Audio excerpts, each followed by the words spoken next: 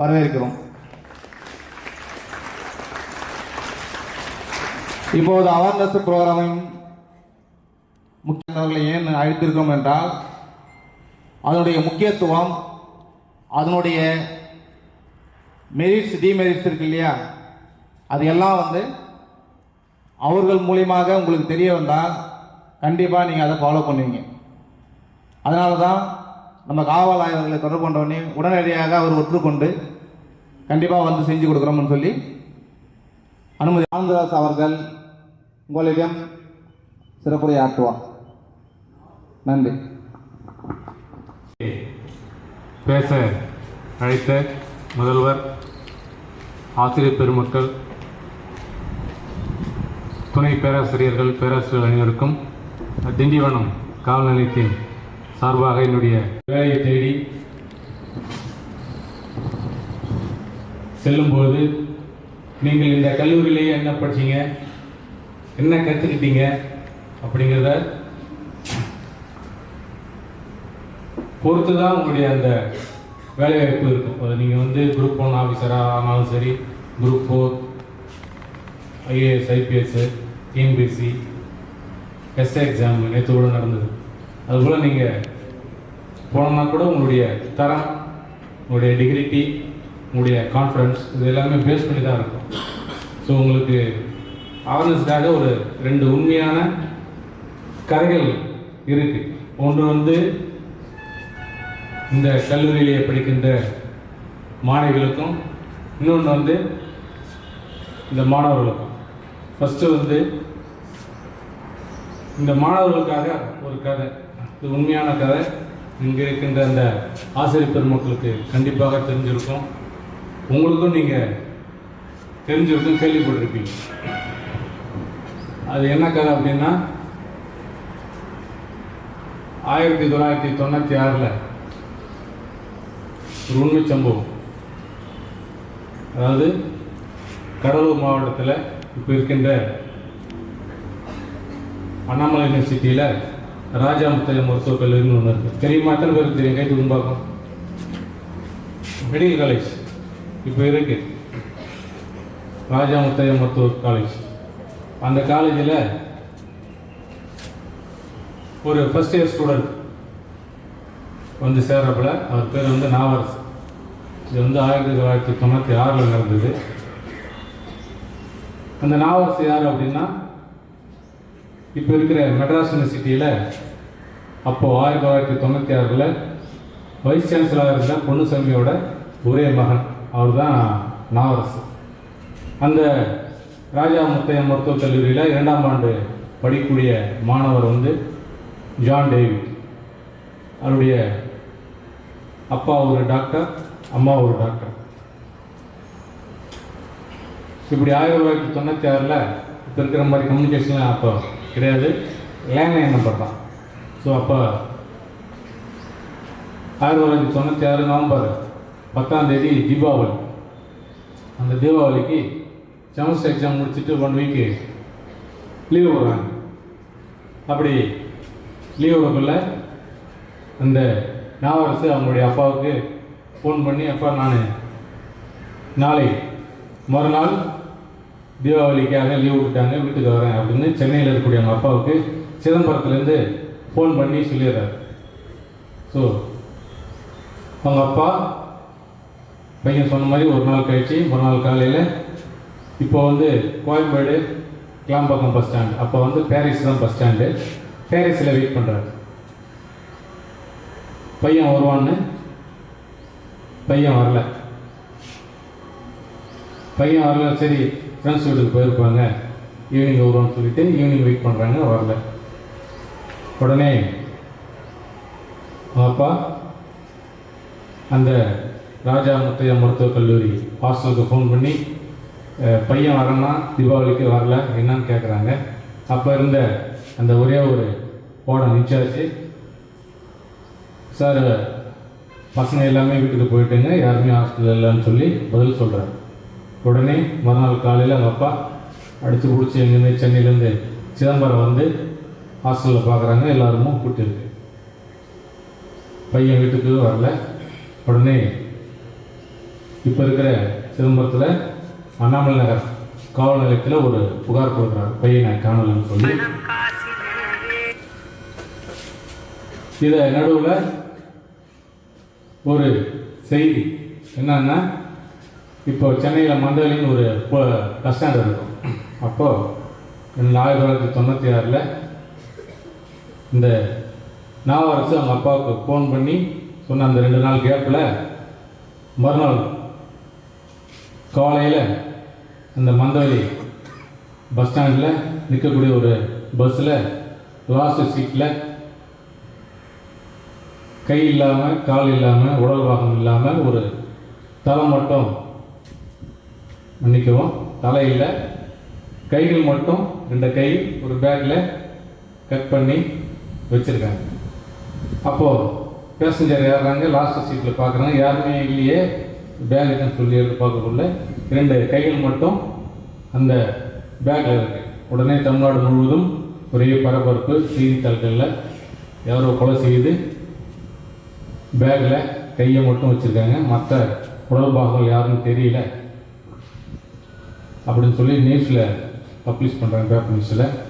உடனே தமிழ்நாடு முழுவதும் பெரிய பரபரப்பு. அன்னைக்கு சாயங்காலமே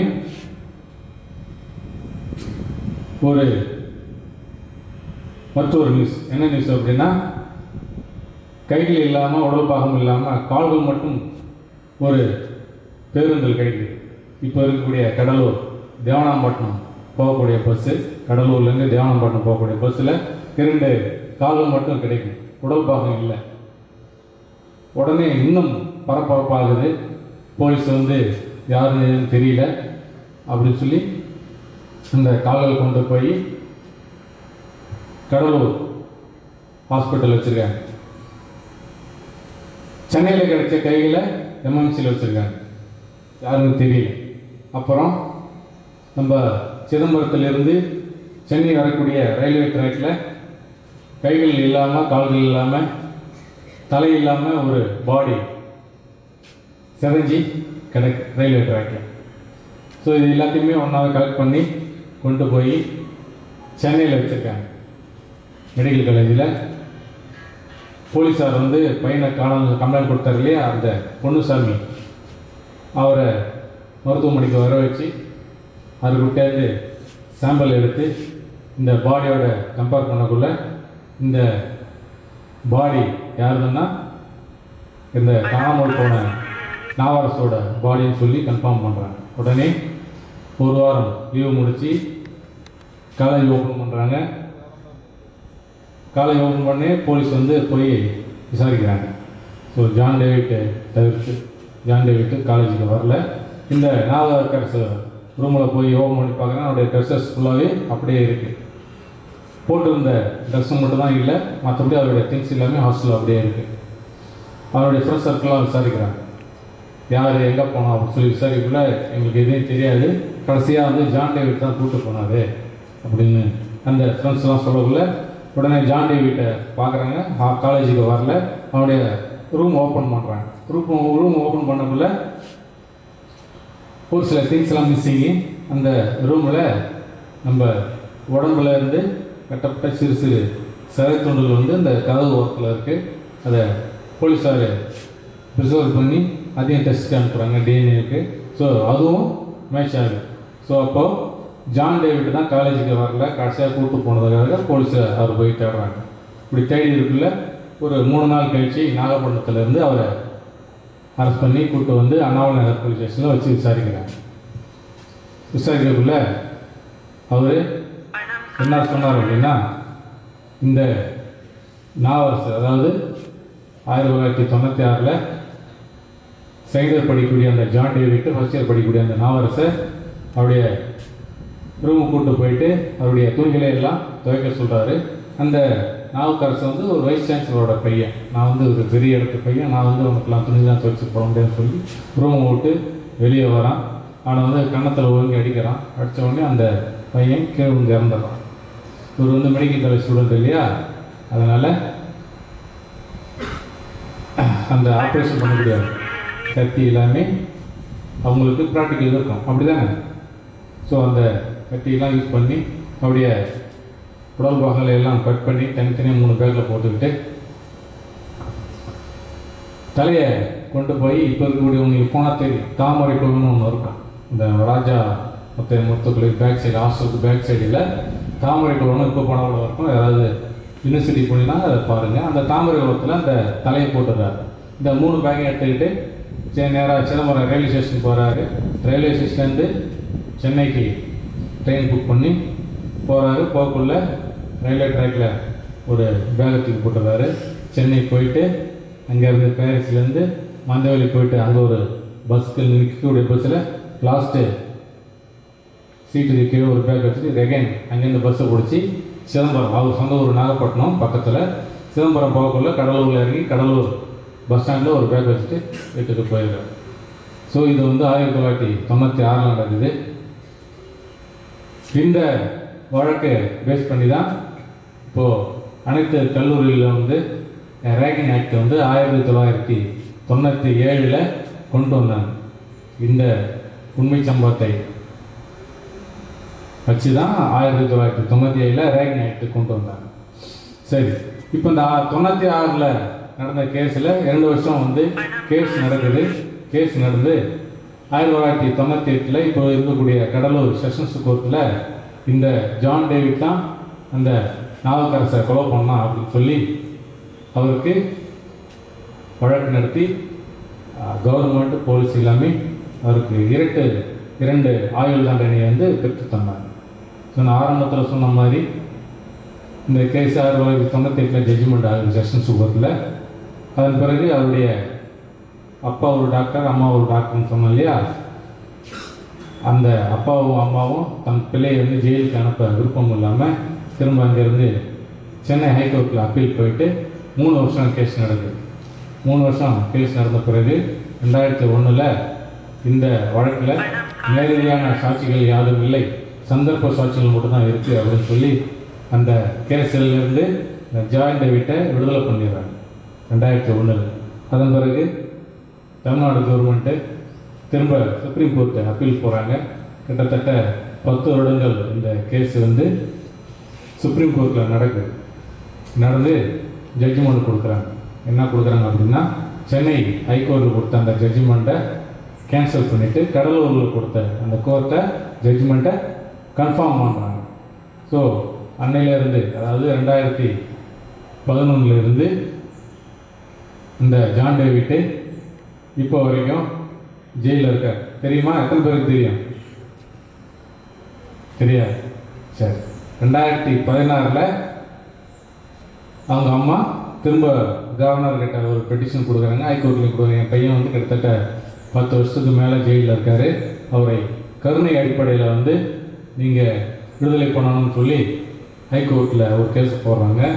அந்த கேஸை பேஸ் பண்ணி ஹைகோர்ட்டு கவர்னருக்கு வந்து இதை நீங்கள் கன்சல்ட் பண்ணுன்னு சொல்லி அனுப்பிடுறாங்க. இப்போ இருக்கக்கூடிய அந்த கவர்னர் வந்து இவர் செய்த செயல் வந்து கொடூரமான செயல், அதனால் இவர் வெளியில் இருந்தால் இந்த சமுதாயத்துக்கு பாதிப்பு ஏற்படும் சொல்லி அதை நிராகரிச்சுக்கார்.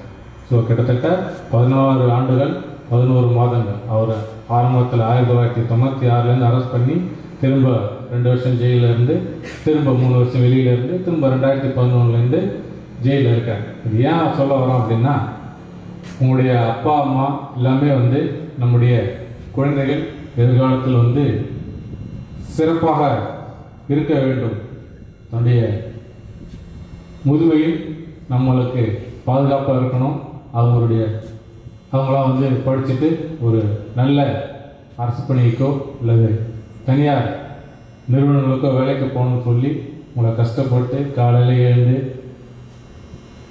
சாப்பாடு செஞ்சு நீங்கள் காலேஜ் வந்த பிறகு உங்களுடைய துணிமணிலாம் துவைச்சி அயன் பண்ணி ஈவினிங்கு பசங்க வருவாங்க அப்படின்னு சொல்லி உங்களுக்கு இரவு உணவு வரைக்கும் உங்களுக்கு காலேஜ் ஃபீஸ் எல்லாத்தையுமே கஷ்டப்பட்டு அவங்களுக்கு செஞ்சு இந்த கல்லூரியில் அனுப்பி வச்சுருக்காங்க. அதனால் மாணவர்கள் மாணவிகளாகிய நீங்கள் இந்த பொன்னான வாய்ப்பை பயன்படுத்தி சிறப்பாக படித்து மேலும் மேலும் உங்களுடைய படித்த கல்வி நிறுவனங்களுக்கு நற்பெயரை வாங்கி கொடுக்கணும். உங்களுடைய அப்பா அம்மா உற்றார் உறவினர்கள் எல்லாம் இருப்பாங்க, உங்களுக்கு எல்லாருக்குமே வந்து ஒரு சிறந்த மாணவனாக இருக்கணும் அப்படின்னு இருப்பீங்கன்னு நாங்கள் நம்புகிறோம். ஆசிரியர் பெருமக்களும் நம்புகிறாங்க. ஸோ இந்த இளமை பருவத்தில் படிப்பதற்காக மட்டுமே உங்களுடைய நேரத்தை செலவழிக்கணும். இந்த கல்லூரி பருவத்தில் இந்த வீட்டில் அடம் பிடிச்சி R15 பல்சரு KTM பைக்கு இதெல்லாம் வாங்கிட்டு தலையை ஒழுங்காக முடி கூட வெட்டாமல் முக்கால் ஃபேண்ட்டு போட்டுக்குன்னு அப்படிலாம் அப்படியே பஸ் ஸ்டாண்டு பக்கம் காலேஜ் விட்டோடனே சாயங்காலம் ஒரு பஸ் ஸ்டாண்டு ஃபுல்லாக சுற்றி அடிச்சுட்டு வேகமாக போய் டப்புன்னு ஒரு இடம் கீழே வந்து கை கால் முறிச்சிக்கிட்டு நிரந்தரமாக ஊனமானவர்கள் எத்தனையோ பேர் நாங்களாம் காவல்துறையில் கிட்டத்தட்ட 15 வயசு முடிச்சிருக்கோம். உங்கள் கூடயே இருப்பான், உங்கள் கூடயே படிச்சிருப்பான். ஒரு சின்ன ஆக்சிடென்ட் ஆகிருக்கும், சின்ன ஆக்சிடெண்ட்டில் பெரிய ஆக்சிடென்ட் ஆகிருக்கும். ஸ்பாட் அவுட் ஆன கல்லூரி மாணவர்கள் எத்தனையோ பேர் நாங்கள் நேரடியாக பார்த்து பாடி எடுத்திருக்கோம். எத்தனையோ பேருக்கு கை போயிருக்கு, எத்தனையோ பேருக்கு கால் போயிருக்கு. கால் ஒடிஞ்சிருந்தால் கூட பரவாயில்ல, கொஞ்ச நாள் கழிச்சு சரியாயிடும். அது நிரந்தரமாக உணவாக போயிட்டா அவங்க கூடயே கிரிக்கெட் விளாண்டுருப்பான், அவங்க கூடயே ஹாக்கி விளாண்டுருப்பான், அவங்க கூடயே ஃபுட்பால் விளாண்டுருப்பான், அவங்க கூடயே வாலிபால் விளாண்டுருப்பான். நீ மட்டும் தனியாக நிரந்தர குணமாகி தனியாக ஒரு மூலையில் உட்காந்து அவனை பார்க்கக்குள்ள உன்னுடைய உள் மனசு எவ்வளோ வேதனைப்படுங்கிறத நீங்கள் புரிஞ்சிட்டீங்க அப்படின்னா உங்களை பைக்கில் ஓடுறதோ நாங்கள் வேணாம்னு சொல்லலை, தடுக்கல். உங்களுடைய உழைப்பில் நீங்கள் வாங்கி ஓட்டி பாருங்கள், அப்போ தான் உங்களுடைய அதோட அருமை தெரியும். நீங்கள் பெட்ரோல் பண்ணால் கூட கிட்டத்தட்ட நீங்கள் 110 ரூபா செலவழிக்கணும். 1 லிட்டர் பெட்ரோல். KTM பைக் எத்தனை கிலோமீட்டர் தரும்? 40 வரும், 30 வரும், 25 தரும். R15 அதே 1 லிட்டர் பெட்ரோலுக்கு என்ன? நீங்கள் வீட்டில் சண்டை போட்டு காலையில் சாப்பிடாம மத்தியானம் சாப்பிடாம வந்தோடனே அப்பா அம்மா என்ன பண்ணுவாங்க?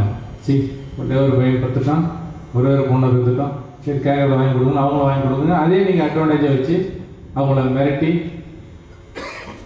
நீங்களே உங்களை கெடுத்துக்கக்கூடாது. நல்லா படித்து நல்லா வேலை வாங்கி உங்களை சம்பளத்தில் வாங்கி பாருங்கள். அந்த 100 ரூபாயோட மதிப்பு என்னங்கிறது அப்போ தான் உங்களுக்கு தெரியும். இதை வந்து மாணவர்கள் வந்து கருத்தில் கொண்டு நீங்கள் சரியாக உங்களுடைய வாழ்க்கை பயணத்தை நிர்ணயிச்சிக்கணும்.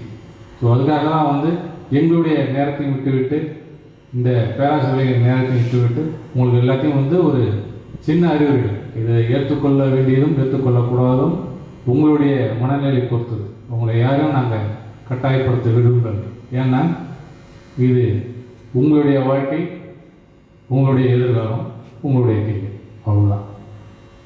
அடுத்தது இந்த மாணவிகளுக்கு ஒரு பெரிய கதை. இதுவும் ஒரு உண்மை சம்பவத்தை அடிப்படையாக கொண்டது. அதுக்கு முன்னாடி இந்த காவல்துறையிலிருந்து பெண்களுக்கு என்னென்ன ஹெல்ப்ஸ்லாம் இருக்குது அப்படின்னு ஆல்ரெடி ஏற்கனவே சொல்லியிருப்பாங்க. தெரியல அப்படின்னா எத்தனை பேர் இதில் மொபைல் ஃபோன் யூஸ் பண்ணுறீங்க? 99.9% எல்லாமே ஆண்ட்ராய்டு ஃபோன் யூஸ் பண்ணுவீங்க. கரெக்டாக தானே? சரி, அந்த ஆண்ட்ராய்டு ஃபோன் வச்சு அந்த கதையை நீங்களாம் வந்து இந்த உங்களுக்கு காலேஜ் யூஸ் பண்ணுறதுக்கப்போ இந்த SOS ஆப் இருக்குது. எத்தனை பேர் வச்சுருக்கீங்க அப்படின்னு என்னன்னு தெரியுமா? இந்த SOS ஆப் நீங்கள் கூகுள் ப்ளே ஸ்டோரில் போயிட்டு நீங்கள் டவுன்லோட் பண்ணால் வரும். SOS. அது நீங்கள் ஆப்பை டவுன்லோட் பண்ணி வச்சிட்டிங்கன்னா உங்களுக்கு இக்கட்டான ஒரு சூழ்நிலையில்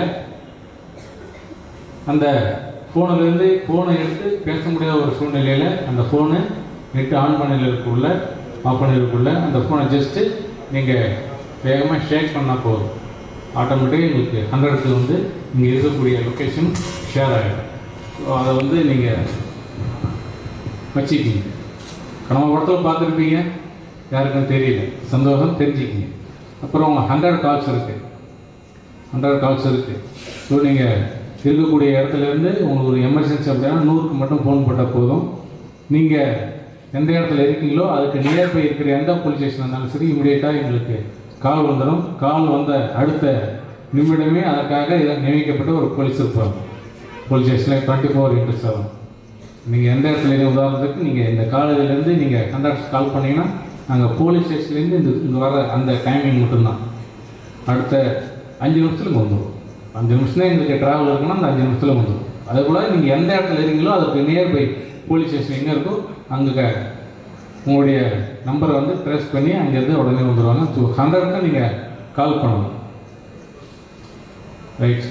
இப்போது எத்தனை பேர் இதில் ஃபோன் யூஸ் பண்ணுறீங்க?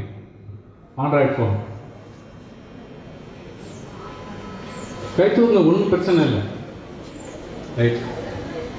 எல்லாரும் யூஸ் பண்ணுவீங்க. காரணம் என்னென்னா லாக்டவுனில் எல்லாருக்குமே ஆன்லைன் கிளாஸ்.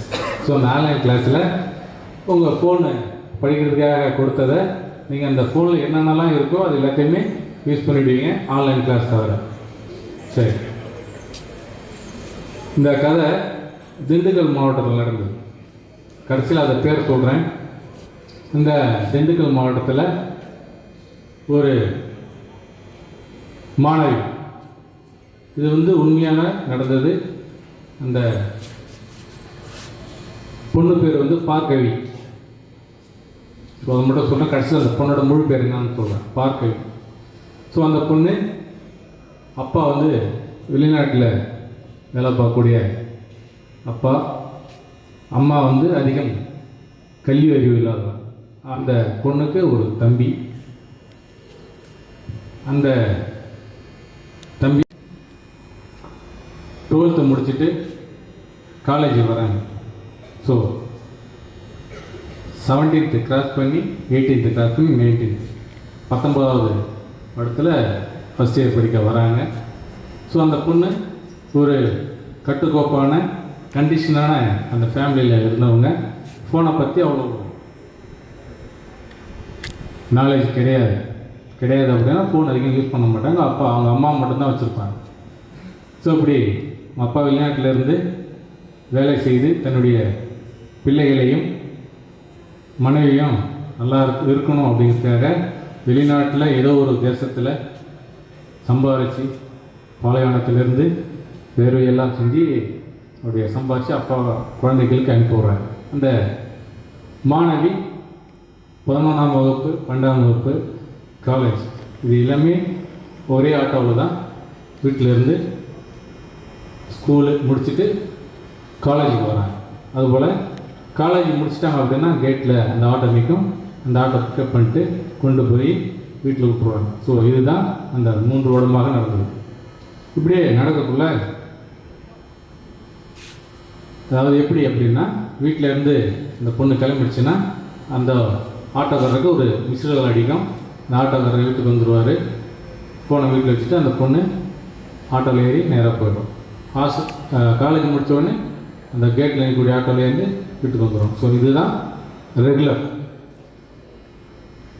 ஒரு நாள் வழக்கமாக அந்த ஆட்டோ, ஒரே ஆட்டோ தான் வழக்கமாக அந்த ஆட்டோ வரும். ஒரு நாள் இந்த ஆட்டோவில் ஒரு நண்பர், அந்த ஆட்டோ ஓட்டுநருடைய நண்பர். நீங்களாம் வந்து எத்தனை பேர் ஆட்டோவில் வரீங்க? கேட்டு பக்கம் ஆட்டோஸில் வரீங்க இருக்கீங்களா? பஸ். அப்படி ஆட்டோ ஓட்டுநருடைய இந்த டிரைவரோட ஃப்ரெண்டு ஒரு நாள் வரார்.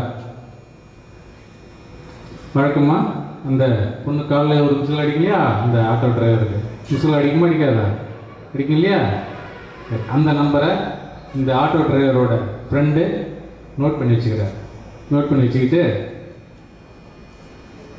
வச்சிருக்காரு. இப்படி 2 நாள் அந்த ஆட்டோ டிரைவரோட ஃப்ரெண்டும் அந்த ஆட்டோ டிரைவரும் அந்த பொண்ணை கூப்பிட்டு வராங்க, கூப்பிட்டு போயிடுறாங்க. ஸோ இதில் அந்த ஆட்டோ டிரைவருக்கு வித்தவுட் நாலேஜ், இது நாலேஜ் கிடையாது. அந்த ஆட்டோ டிரைவரோட ஃப்ரெண்டு 2 நாள் கழித்து ஒரு மெசேஜ் அனுப்புகிறார் அந்த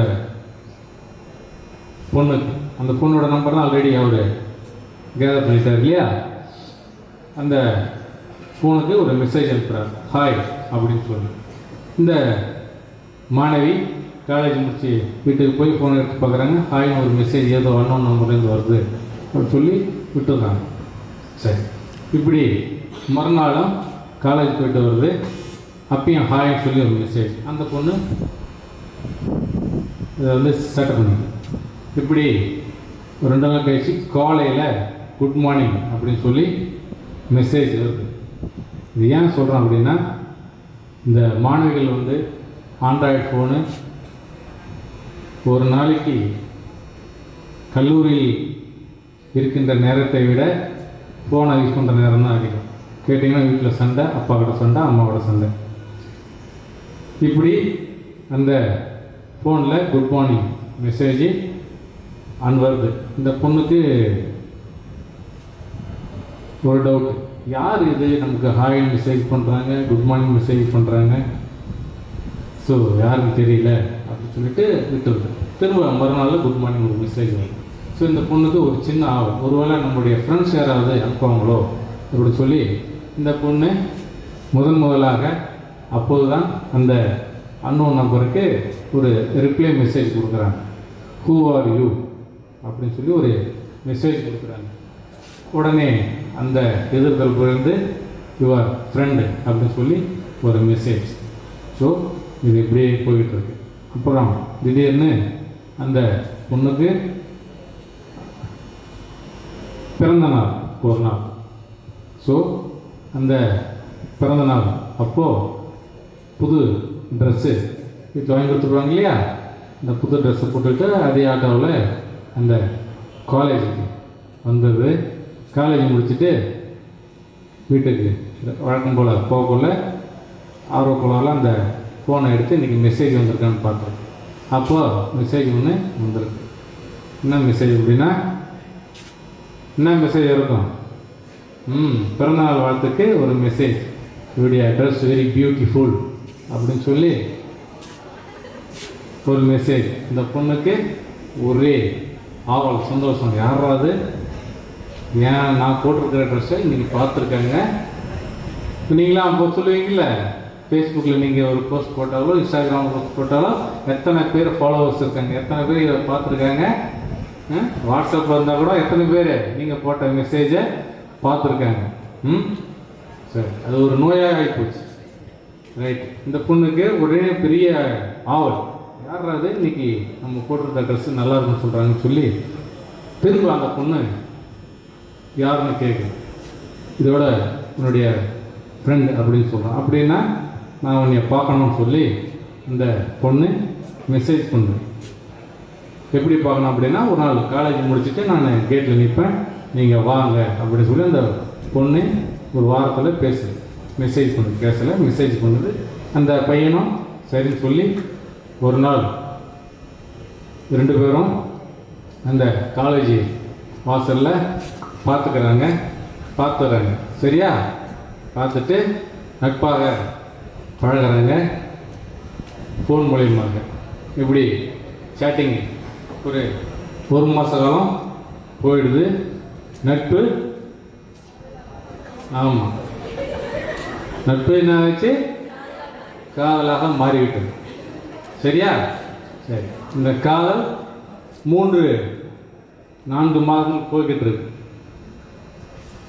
பெண்களுக்கெல்லாம் திரும்ப சொல்கிறேன், நீங்களாம் ஃபோனை யூஸ் பண்ணுறீங்க, அன்னோன் நம்பர்ஸ் இருந்ததுன்னா அதை ஒன்று பிளாக் பண்ணுங்க, இல்லை ரெஸ்பான்ஸ் பண்ணாது. சரி, இப்படி 3-4 மாத காலமாக லவ் டெவலப் ஆகி ஓடிட்டுருக்கு. உடனே அந்த பையன் இந்த பொண்ணுக்கு ஒரு கண்டிஷன் போடுறான். என்ன கண்டிஷன்னா, இதில் தான் ட்விஸ்ட். என்ன கண்டிஷன்னா, உங்கள் தெருவில் ஒரு டாக்டர் இருக்காரு தெரியுமா அப்படின்னு சொல்கிறது. அந்த பையன் அந்த பொண்ணுக்கிட்ட கேட்குறான், தெரியும், ஒரு ஃபேமஸான டாக்டர், இப்போது இறந்துட்டார், கிட்டத்தட்ட 77 வயதில் இறந்துட்டார். அவருடைய பேர் பாஸ்கரன். அந்த டாக்டர் ஃபேமஸான டாக்டர், ஹார்ட் ஸ்பெஷலிஸ்ட். அந்த டாக்டரு எங்கள் தெருவில் தான் இருக்காரு அப்படின்னு சொல்லி அந்த பொண்ணு சொல்லுது. அப்படின்னா இனி இல்லை நம்ம லவ் பண்ணுறதானே அப்படின்னு சொல்லி கேட்குறேன். ஆமாம், லவ் பண்ணுறேன். அப்படின்னா உனக்கு சின்ன டெஸ்ட் அப்படின்னு சொல்லி அந்த பையன் அந்த பொண்ணுக்கு ஒரு டெஸ்ட் வைக்கிறான். என்ன டெஸ்ட்டுன்னா, அந்த டாக்டரு காலையில் எத்தனை மணிக்கு எழுந்திருப்பார், எத்தனை மணிக்கு வாக்கிங் போவார், எத்தனை மணிக்கு டென்னிஸ் ஆட போவார், எத்தனை மணிக்கு திரும்ப வீட்டுக்கு வருவார், எத்தனை மணிக்கு ஹாஸ்பிட்டலுக்கு போவார், எத்தனை மணிக்கு ஹாஸ்பிட்டல் முடிச்சுட்டு வீட்டுக்கு வருவார். இதை கரெக்டாக டைமிங்கோட சொல்லணும்னு சொல்லி அந்த பையன் அந்த பொண்ணுக்கிட்ட ஒரு டெஸ்ட் வைக்கிறான். அந்த டெஸ்ட்டு அந்த பொண்ணும் ஓகே அப்படிங்கிறது. இதை நீ கரெக்டாக சொன்னீங்கன்னா நான், அதாவது அந்த பொண்ணு லவ் பண்ணுறது உண்மை தான் அப்படிங்கிறது நான் அக்செப்ட் பண்ணிப்பேன். இல்லை அப்படின்னா ஏனோ தானோ தான் நீ லவ் பண்ணணும்னு நான் நினச்சிப்பேன்னு சொல்லி அந்த பையன் அந்த பொண்ணுக்கிட்ட சொல்கிறான். அந்த பொண்ணும் அதை அக்செப்ட் பண்ணிவிட்டு ஒரு வாரம் அந்த டாக்டரோடைய நடவடிக்கை எல்லாத்தையும் நோட் பண்ணி வச்சுக்கிது. ஒரு வாரம் கழித்து 2 பேருமே ஃபோனில் மீட் பண்ணல, காலேஜ் வாசலில் மீட் பண்ணுறாங்க. அந்த பையன் அந்த பொண்ணுக்கிட்ட கேட்குறான், இந்த ஒரு வாரம் டெஸ்ட்டில் நீ என்னென்னலாம் பார்த்த அப்படிங்கிறத எனக்கு தெரியணும், நீ பார்த்த உண்மையாக நான் கிராஸ் செக் பண்ணுவேன்னு சொல்லி சொல்கிறான். அந்த பொண்ணும் இந்த டாக்டர் காலையில் 5:30 மணிக்கு எழுந்திருப்பார், 6:30 மணிக்கு வாக்கிங் போவார், 7:30 மணிக்கு வாக்கிங் முடிச்சுட்டு வருவார். வீட்டுக்கு பக்கத்தில் 1 ஹவர் டென்னிஸ் விளையாடுவாங்க. 10 மணிக்கு கிளம்பி ஹாஸ்பிட்டல் போவார். ஸோ இந்த கார் நம்பரில் தான் போவார், இந்த கார் நம்பரில் தான் வருவார், இந்த கார் மாடல் இது தான் அப்படின்னு சொல்லி அந்த பொண்ணு அந்த பையன்கிட்ட சொல்லிவிடுது. கரெக்டுங்களா? இதற்கு தான் காதல் கண் இல்லைன்னு சொல்லுது. சரி, இப்போது அந்த பொண்ணு ஒரு வாரம் அந்த டாக்டரோட நடவடிக்கைகள் பார்த்து சொல்லிச்சு இல்லையா? ஒரு வாரம் கழிச்சு அந்த டாக்டர் காணலை. ஒரு வாரம் கழிச்சு இந்த டாக்டர் காணல. அந்த டாக்டர் கடத்தப்படுறார். கடத்தப்பட்டு 5 கோடி ரூபா டிமாண்ட் வைக்கிறாங்க. 5 கோடி ரூபா டிமாண்ட் வச்சு அந்த டாக்டர் ஃபேமிலியால் கொடுக்க முடியல. அந்த டாக்டரு திண்டுக்கல் மாவட்டத்திலேருந்து தேனி மாவட்டத்துக்கு கடத்தப்பட்டு ஒரு சாக்கு மூட்டையில் மர்டர் பண்ணி கட்டி பைபாஸ் ரோட்டு ஓரத்தில் வச்சுட்டு போயிடுறாங்க. ஸோ போலீஸுக்கு தகவல் வருது, போய் யாருன்னு இந்த பாடியை ஓப்பன் பண்ணி இன்வெஸ்டிகேஷன் பண்ணுறாங்க. இந்த இறந்து போனவர் வந்து திண்டுக்கல் மாவட்டத்தை சேர்ந்த பாஸ்கரன் அப்படிங்கக்கூடிய அந்த டாக்டர். ஸோ இவர் யார் கடத்தினாங்க அப்படின்னு சொல்லி எல்லாத்தையும் இன்வெஸ்டிகேஷன் பண்ணுறாங்க. இன்வெஸ்டிகேஷன் பண்ணக்குள்ள இந்த கொலையை செய்த 5 பேரை போலீஸ் பிடிச்சிடுறாங்க. அந்த போலீஸ் பிடிச்ச 5 பேரில் அந்த லவரம் ஒருவன். சரியா? எதுக்காக? 5 கோடி ரூபா அவனுக்கு பணம் தேவை, அவன் இந்த கூட்டாளிகளுக்கு. அதற்காக அந்த பெண் வந்து பயன்படுத்தப்பட்டாள். இந்த பெண் இல்லை, அந்த பொண்ணு. அதன் பிறகு அந்த 5 பேரையும் அரெஸ்ட் பண்ணுறாங்க, விசாரிக்கிறாங்க. இதுக்கு எல்லாம் ரூட்டு போட்டு கொடுத்தது யாருன்னு சொல்லி விசாரிக்குள்ள அந்த பொண்ணை அந்த அக்யூஸ்டு சொல்லிடுறான். ஸோ இந்த பொண்ணுக்கு வித்தவுட் நாலேஜ், இந்த டாக்டர் கடத்தப்படுவார்னு தெரியாது, இந்த டாக்டர் கொல்லப்படுவார்னு தெரியாது, நம்முடன் பழகியவன் கொலையாளின்னு அந்த பொண்ணுக்கு தெரியாது. ஸோ போலீஸு கொலை செய்தவனும் குற்றவாளி தான், கொலைக்கு உடந்தையாக இருந்தவனும் கொலையாளி தான். சரிதானே? அப்போது அந்த பொண்ணோட வீட்டுக்கு போய் விசாரிக்கிறாங்க. விசாரிக்குள்ள அந்த பொண்ணு ஆமான்னு சொல்லுது. சரி, இப்போ நீங்களாம் படம்லாம் பார்ப்பீங்க இல்லையா? படம் எத்தனை பேர்லாம் பார்ப்பீங்க? எல்லோரும் பார்ப்பீங்க. சரி, இந்த படத்துலலாம் ஒரு டைலாக் சொல்லுவாங்க. என்ன சொல்லுவாங்க அப்படின்னா, நீ இந்த கேஸில் அப்ரூவர் ஆகிடு, உனக்கு வந்து ஜெயில் தண்டனை கம்மியாக இருக்கும், இல்லைன்னா இந்த கேஸ்லேருந்து உனக்கு விடுதலை ஆகிடணும் சொல்லுவாங்க. கேள்விப்பட்டிருக்கீங்களா? கேள்விப்பட்டீங்களா இல்லையா? சொன்னீங்கன்னா அடுத்து சொல்லுவேன். ஆமாம், ரைட். இப்போது அந்த பொண்ணுக்கு வித்தவுட் நாலேஜ், அதனால் அந்த போலீஸ் விசாரணை அதிகாரி அந்த பொண்ணோட அம்மா கிட்ட, அப்பா தான் வெளிநாட்டில் இருக்கார் இல்லையா, இந்த பொண்ணோட அம்மா கிட்ட போய் இது போல் சம்பவம் நடந்துச்சுமா, உங்கள் பொண்ணு இந்த வழக்கு சம்பந்தமாக அப்ரூவ் ஆக சொல்லுங்கள், கோர்ட்டில் என்னதான் நடந்தது அப்படிங்கிறத அப்ரூவ் ஆக சொல்லுங்கள். அப்படி அப்ரூவ் ஆகிடுச்சுன்னா இந்த கேஸ்லேருந்து இந்த பொண்ணுக்கு விடுதலையும் ஆகலாம், இல்லை தண்டனை வந்து கம்மியாக கிடைக்கலாம் அப்படின்னு சொல்லி இந்த போலீஸ் ஆஃபீஸர் அந்த பொண்ணோட அம்மா கிட்ட சொல்கிறாங்க. அந்த பொண்ணோட அம்மாவும் இந்த பொண்ணுக்கிட்ட பேசுகிறேன்னு சொல்லி சொல்கிறாங்க. ஸோ அந்த பொண்ணுக்கிட்ட அந்த அம்மா பேசுகிறாங்க.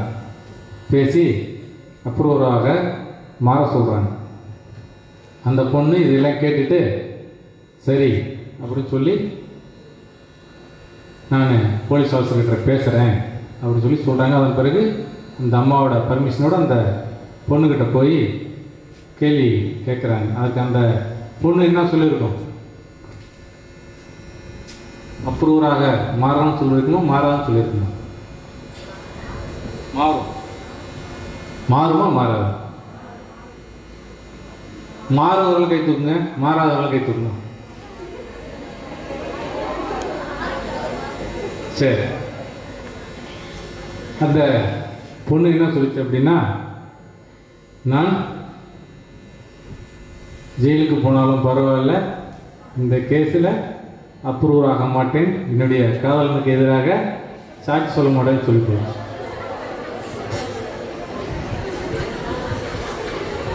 நம்ம இது வந்து சிரிக்கிறதுக்காக இல்லை, கொஞ்சம் கஷ்டப்பட்டு யோசிச்சு பாருங்க. நம்ம அம்மா அப்பா எல்லாம் வந்து எதற்காக கஷ்டப்பட்டு வெளிநாட்டிலேருந்து சம்பாரித்து பணத்தை எல்லாம் அனுப்பியிருக்காங்க படிப்பதற்காக ஸ்கூலை முடிச்சுட்டு காலேஜ் வந்திருக்கோம் அப்படின்னா அப்பா அம்மா பேச்சு கேட்கணும் இல்லையா? அந்த பொண்ணு அப்பாவை பேச்சு கேட்கல, அம்மாவை பேச்சும் கேட்கல. அந்த பொண்ணு அப்ரூவராகவும் மாறவில்லை. ஸோ அந்த கேஸில் அவங்களும் ஒரு ஒன் ஆஃப் தி அக்யூஸ்ட். அந்த பொண்ணு மட்டுமல்ல, அந்த மற்ற இருக்கிற எல்லாருக்கும் கேஸை நடத்தி ஒவ்வொரு நபர்களுக்கும் 2 ஆயுள் தண்டனை, இந்த பொண்ணுக்கு மட்டும் 3 வருஷம் ஜெயில் தண்டனை. 2 ஆயுள் தண்டனைங்கிறது வந்து, ஒரு ஆயுள் தண்டனைங்கிறது வந்து 12 வருஷம். 2 ஆயுள் தண்டனைங்கிறது எத்தனை வருஷம்? பேர் தான் ஆயுள் தண்டனை, வருஷம் கிடையாது. அப்படி இருந்தால் ஆயுள் தண்டனை முடிச்சு ஜாண்டி வீடு இருந்துருக்கணும்ல. அதனால் அந்த கொலை செய்த குற்றவாளிகள் எல்லாருக்குமே வந்து 2 ஆயுள் தண்டனை, இந்த பொண்ணுக்கு 3 வருஷம் ஜெயில் தண்டனை. ஸோ நம்ம எதற்காக இந்த கல்லூரியில் படிக்க வந்திருக்கோம்? படித்து பாஸ் ஆகி ஒரு நல்ல வேலைக்கு போய் நம்ம அப்பா அம்மா எல்லாரையும் காப்பாற்றணும். தேவையில்லாத சச்சரவுகளில் வந்து ஈடுபடக்கூடாது. ஸோ அதற்கு தான் இந்த கதை. கரெக்டுங்களா? அதனால் மாணவிகள் வந்து உங்களுடைய ஃபேமிலியை நினைங்க, அப்பா அம்மா நினைங்க, நம்ம தம்பி அண்ணன் அக்கா தங்கச்சி மாமன் பக்கத்து வீட்டுக்காரங்க தெருக்காரங்க எல்லாமே வந்து உங்களுடைய நடவடிக்கைகளை உற்று கவனிப்பார்கள். யாரும் நம்மளை பார்க்கலாம்னு மட்டும் நினச்சக்கூடாது. ஸோ நல்லா படிங்க, நல்லா தேர்வுகள் எழுதுங்க. எங்களை பற்றி நாங்கள் சொல்லணும்னா, காவல்துறையில் வந்து கிட்டத்தட்ட அவர்லாம் ஒரு 20 வருடங்களுக்கு மேலாக பணிபுரிந்த ஒரு சிறப்பு, அதாவது சிறப்புன்னா எஸ்ஐ. அவர் இன்வெஸ்டிகேஷனில் ஒரு சிறப்பு வாய்ந்தவர். இன்வெஸ்டிகேஷன் நாங்கள் அப்படி பார்த்தீங்கன்னா கிட்டத்தட்ட 2011 உதவியாளராக 2008 போலீஸில் ஜாயின் பண்ணேன். 2013 எஸ்ஐ எக்ஸாம் எழுதி 2014 டைரக்டர் சப் இன்ஸ்பெக்டர். அதன் பிறகு கடந்த மாதம் இன்ஸ்பெக்டர் ப்ரொமோஷன் ஆகி ஃபஸ்ட்டு ஸ்டேஷன் எனக்கு இந்த திண்டிவனம் ஸ்டேஷன். இதற்கு முன்னாடி கள்ளக்குறிச்சி மாவட்டத்தில் என்னுடைய பணிகளை கிட்டத்தட்ட ஒரு 14 ஆண்டுகள். 14 ஆண்டுகள். இந்த 14 ஆண்டுகளுமே வந்து ஸ்பெஷல் டீம்னு உங்களுக்கு தெரியும்னு நினைக்கிறேன். ஸ்பெஷலாக இருக்கக்கூடிய காவல்துறையில் ஒரு ஸ்பெஷல் டீம். ஒரு முக்கியமான குற்றவாளிகளை கண்டுபிடிக்க முடியலன்னா நாங்கள் போவோம். சிக்கலான கேஸு அப்படின்னா நாங்கள் போவோம். கிட்டத்தட்ட என்னுடைய 14 ஆண்டு உதவியாளர் வாழ்க்கையில் எத்தனையோ கண்டுபிடிக்க முடியாத கொலை வழக்குகள், கொள்ளை வழக்குகள் அப்படி ஏகப்பட்டதற்கு உண்மை சம்பவங்களும் இருக்குது. அதாவது ட்ரிபிள் மர்டர், அம்மா 2 குழந்தைகளை மர்டர் பண்ணி 1 வாரம் கழித்து அதை கண்டுபிடிச்சி அது யார் அக்யூஸ்ட்னு கண்டுபிடிச்ச வழக்குகள் தான் இருக்குது. ஸோ இதற்காக எனக்கு ஒருங்கிணைந்த விழுப்புரம் மாவட்டத்திலிருந்து பிரிந்த கள்ளக்குறிச்சி மாவட்டத்தில் 2018 முடிஞ்சு 19 2024 வரைக்கும் கிட்டத்தட்ட 6 ஆண்டுகளில் 5 ஆண்டுகள் ஒவ்வொரு ஜனவரி 26ஆம் தேதி குடியரசு தினத்திற்கும் ஆகஸ்ட் 15 சுதந்திர தினத்திற்கும் சிறந்த உதவியாளர் அப்படின்னு டாக்டர் கொடுக்கக்கூடிய சர்டிஃபிகேட் எனக்கு கண்டினியூவாக 5 வருஷம் வாங்கியிருக்கேன். இந்த சிங்கம் படத்தில் தான் வந்து இந்த சூர்யா இங்கேருந்து வெளிநாடு போய் அந்த அக்யூஸ்டை பிடிச்சிட்டு வருவாங்க. படத்தெல்லாம் பார்த்துருக்கீங்க இல்லையா? நான் வந்து இந்த உதவியாளராக சேர்ந்து 2014ஆம் ஆண்டு இங்கிருந்து இந்த அரசுத்துறை காவல்துறையின் சார்பாக 3 முறை வந்து ஸ்ரீலங்கா போயிருக்கேன். 3 முறை ஸ்ரீலங்கா போயிட்டு இங்கிருந்து போதைப்பொருள் கடத்தி அங்கே தலைமறைவாக இருந்த தமிழ்நாட்டைச் சேர்ந்த குற்றவாளிகளை வந்து கிட்டத்தட்ட ஒரு 9 பேரை அங்கேருந்து பிடிச்சிட்டு வந்தோம். ஸோ நாளில் எனக்கு மேலே இன்ஸ்பெக்டர் இல்லை, எஸ்பி டிஎஸ்பி லெவல். ஸோ அந்த டீமில் நானும் ஒரு உதவியாளராக இருந்தேன். இது ஏன் சொல்கிறேன் அப்படின்னா,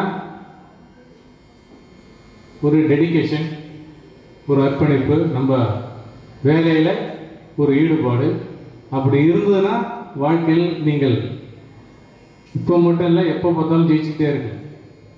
ஒரு அர்ப்பணிப்பு வேணும். படிக்கணும் அப்படின்னா ஒரு சப்ஜெக்ட் மேக்ஸ்னா மேக்ஸில் ஒரு ஈடுபாடு வேணும், தமிழ்னா தமிழில் ஒரு ஈடுபாடு வேணும். ஸோ அந்த ஈடுபாட்டோட நீங்கள் படிங்க, வாழ்க்கையில் வெற்றி பெறலாம் என்பதை கூறி இந்த நேரத்தில் எங்களை அழைத்த இந்த கல்லூரிக்கும் கல்லூரியின் முதல்வர், துணை முதல்வர், ஆசிரியர்கள் மற்றும் மாணவ மாணவி செல்வங்கள் அனைவருக்கும் இனிய கிறிஸ்மஸ். சொல்லுங்க. இருப்பீங்க நம்பி உங்கள் அனைவருக்கும் மீண்டும் ஒரு முறை கிறிஸ்மஸ், நியூ இயர் மற்றும் பொங்கல் நல்வாழ்த்துக்களை கூறி வாய்ப்பளித்த